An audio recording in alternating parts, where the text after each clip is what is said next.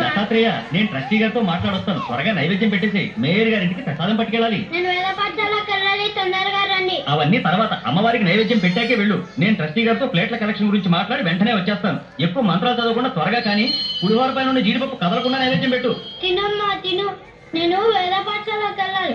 ఆలస్యం అయితే మాస్టర్ గారు కొడతారు. తినమ్మా తిను. మా అమ్మ కోసం తొందరగా రా అమ్మా. త్వరగా వచ్చి తినకపోతే నేను ఇవాళంతా భోజనం చేయను.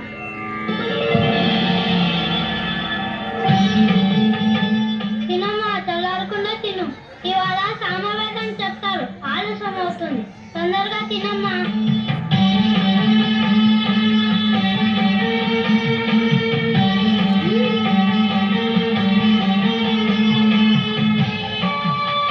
బాగుందా?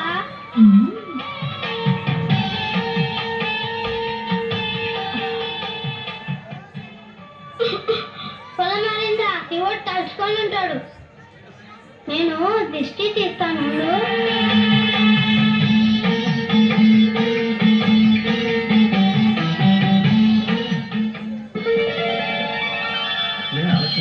అవతల ప్రసాదం తీసుకెళ్ళాలి.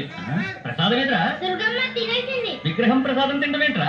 నిజంగానే అడిగించింది. నువ్వు తినేసి అమ్మవారి మీదకి నెట్టేస్తున్నావా? ఏంటమ్మా అలా నవ్వుతూ చూస్తున్నావు? కొడుతుంటే తిన్నానని చెప్పు. బొమ్మలేంట్రా సాక్ష్యానికి పిలుస్తున్నావు? మాట్లాడవే. తిన్నానని చెప్పు. తిన్నానని చెప్పు. నేను తినేసా అంటున్నారు. నువ్వు తిన్నావని చెప్పు. మళ్ళీ చెప్పకపోతే నేను వేళ మానేసి జంజం తీసేస్తాను. చెప్పు. ఒరే, అమ్మని పులిహోర పెట్టి చెయ్యి కడగడం మర్చిపోయావేరా?